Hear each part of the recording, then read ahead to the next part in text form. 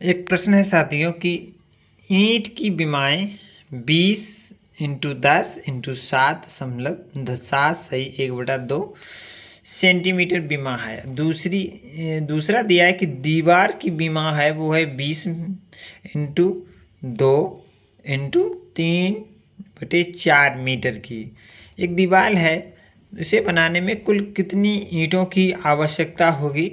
इस प्रश्न को कैसे हल करेंगे, तो आइए इस पे शानदार चर्चा करते हैं। दिया है कि ईंट की विमाएं जो हैं, क्योंकि हमारी जो ईंट होती है वो घनावकार होती है, तो घनाव में 3 विमाएं होती हैं, ठीक है। तो इसमें लंबाई गुणे चौड़ाई गुणे ऊंचाई दी हुई है। इसी प्रकार दीवार भी हमारी जो दी है वो भी लंबाई गुणे चौड़ाई गुणे ऊंचाई में दी। साथियों यहाँ पे देखेंगे कि जो हमारा ईंट की विमाएं हैं वो सेंटीमीटर में है, जबकि दीवार की विमाएं हैं वो मीटर में हैं। तो आइए थोड़ा इसे कैलकुलेट करते हैं और हल करते हैं, क्या आंसर निकल के आएगा इस पर चर्चा करेंगे। तो सबसे पहले हम देखेंगे कि कुल ईंटों की संख्या बराबर होगा, कुल ईंटों की संख्या बराबर होगा, सूत्र यहाँ पे लगेंगे कि कुल ईंटों की संख्या बराबर कुल ईंटों की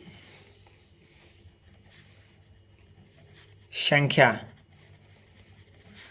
बराबर दीवार की विमाएं, यानी कि दीवार की विमाएं होती हैं वो लिखेंगे दीवार की विमाएं वटे ईंट की विमाएं, ईंट की विमाएं, ठीक है ना, कोई दिक्कत नहीं। इसमें मान रख देंगे, चलिए मान रखते हैं। तो यहाँ पे दीवार की विमाएं कितनी है, 25 गुणे 2 गुणे 3/4, ठीक है। इसी प्रकार नीचे 20 गुणे 10 गुणे 7/2। थोड़ा साथियों यहाँ पे ध्यान दें, क्योंकि ये सेंटीमीटर में है और ये मीटर में है। क्या करेंगे, इसे हम सेंटीमीटर में बदल देंगे, सेंटीमीटर में इसे बदल देंगे। चलो बदलते हैं, सबसे छोटी तरफ ले जाओ मात्रक में, तो सेंटीमीटर में इसे बदल देंगे, क्योंकि 1 2 3 है। तो यहाँ पे क्या करेंगे, 1 मीटर में 100 सेंटीमीटर होते हैं, तो 100 गुणे 100 गुणे 100 इतने का गुणा हो जाएगा, क्योंकि इसमें इसको मीटर में सेंटीमीटर में बदलेंगे, इसको भी और इसको भी। चलिए कोई बात नहीं, इसे हल कर लेते हैं और आंसर इसका निकाल देंगे। तो यहाँ 2 जीरो पहले से दिए हैं, और यहाँ पे 2 जीरो 100 उड़ा देंगे, ठीक है, तो 200 बचेंगे, ठीक है। थोड़ा यहाँ पे लिखते हैं 100 गुणे 100, ठीक है, और गुणे 25 और गुणे 2 और गुणे 3/4। इसी प्रकार इसे यहाँ लिखेंगे, यहाँ लिखेंगे 2 गुणे 1 गुणे 7 से, तो 7 देखो 7 दूनी 14 और 1 15/2 यहाँ पे लिख सकते हैं, ठीक है ना। कोई दिक्कत नहीं। यहाँ पे 4 है ना, तो 4 को काटेंगे, इससे काट दो। ये 2 है, 2 से काट दो, 2 कट जाएगा और ये आ जाएगा 50, समझ गए। और इसको हम क्या करेंगे, यहाँ पे 2 है और यहाँ पर भी 2 बचा, तो इसे से काट देंगे। तो क्या बचा है कि यहाँ पे बचा है 50 गुणे 100 और गुणे 25 और गुणे 3, ठीक, ये बचा है यहाँ पर। नीचे बचा है 15, तो देखेंगे ये 3 से कटेगा और ये भी 3 से कटेगा, और ये एक बार 5 बचेगा, तो ये 5 से काट देंगे, यहाँ पे 10 बच जाएगा, ठीक है। कितना बचा, 10। तो यहाँ पे होगा 25, ठीक है, और 3 जीरो है, 3 जीरो ले लो। तो ईंटों की संख्या निकल के आ गई 25,000 ईंटें।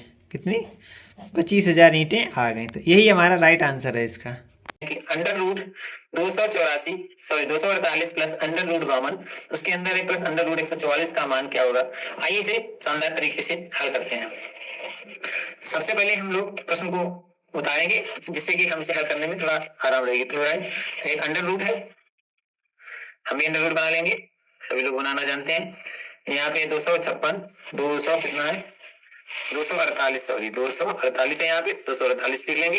इसके बाद फिर प्लस का निशान है, इसके बाद फिर एक अंडर रूट बनाएंगे अंदर, और यहाँ पे शायद 52 है और फिर प्लस का निशान है, और यहाँ पे अंडर रूट है और यहाँ पे 144 है। इस प्रकार से हमारा प्रश्न दिया गया है। एक बार देखेंगे साथियों कि वैसा ही है, हाँ ऐसा ही है, और इसका मान ज्ञात करा रहा है। तो साथियों इस प्रकार के प्रश्नों का कैसे मान निकालेंगे, आइए चलते हैं। फिर पहले क्या करेंगे, एक बड़ा सा अंडर रूट बनाएंगे। बड़ा सा अंडर रूट हमने बना लिया, ये देखो बना।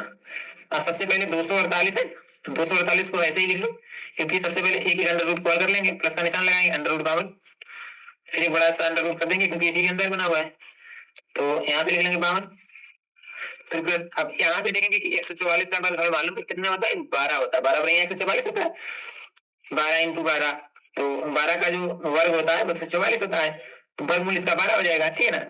तो एक यहाँ से वर्ग रूट का हट गया। अब यहाँ पे फिर एक बड़ा सा अंडर रूट बनाएंगे, चलो बड़ा सा अंडर रूट बना लिया। अब यहाँ पे क्या है 248 को यूं ही उतार लेंगे और इन दोनों को हम जोड़ लेंगे थोड़ा, 52 48 64 हो जाता है भैया, सभी को मालूम है 64 हो जाता है, कोई बात नहीं। इसको भी हम यहाँ पे ऐसे कर लेंगे, एक अंडर रूट बना लेंगे इस प्रकार से। और 64 का जो मान होता है अंडर रूट में, तो 8 का 64 का वर्गमूल होता है 8, तो 248 को यहीं भी लिखेंगे, और यहाँ पे जिसका जो वर्गमूल होता है वो होता है 8, 8 इंटू 8 होता है तो 64 होता है, तो इसका जो वर्गमूल होगा वो 8 हो जाएगा, तो 8 यहाँ पे लिख लेंगे और इसे जोड़ देंगे, तो ये हो जाएगा 8 दूनी 16 की 6, इसलिए 4 5 256 हो जाएगा। 256 किसका वर्गमूल होता है 256, कितना 16, इसका राइट आंसर हो जाएगा। साथियों आशा करते हैं ये प्रश्न आपको अच्छी तरीके से। साथियों एक प्रश्न है कि उस वर्ग का क्षेत्रफल क्या होगा जिसका परिमाप 8 है। तो आइए इस प्रश्न को शानदार तरीके से हल करते हैं। तो उस वर्ग का क्षेत्रफल क्या होगा जिसका परिमाप 8 है। तो यहाँ पे आपको जानना चाहिए कि जो हमारा वर्ग का परिमाप होता है, वर्ग का परिमाप, ठीक है ना,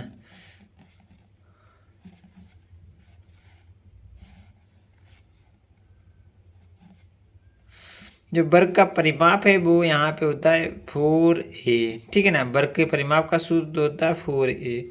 तो यहाँ पे जो 4a दिया है, 4a दिया है, वो दिया है 8, तो बेटा a बराबर यहाँ पे हो जाएगा 2, ठीक है ना। और इसका परिमाप है मिल गया, भुजा मिल गई, तो भुजा मिली 2, तो यहाँ पे क्षेत्रफल, तो क्षेत्रफल जो होगा वो होता है ए स्क्वायर, ठीक है ना। तो ए मतलब 2 का वर्ग, तो जो कि हमारा 4 वर्ग स्क्वायर हो जाएगा, ठीक है। तो ये हमारा इसका इस प्रकार से शानदार प्रश्न हल होगा। साथियों आशा करते हैं ये प्रश्न आपको समझ में आया होगा।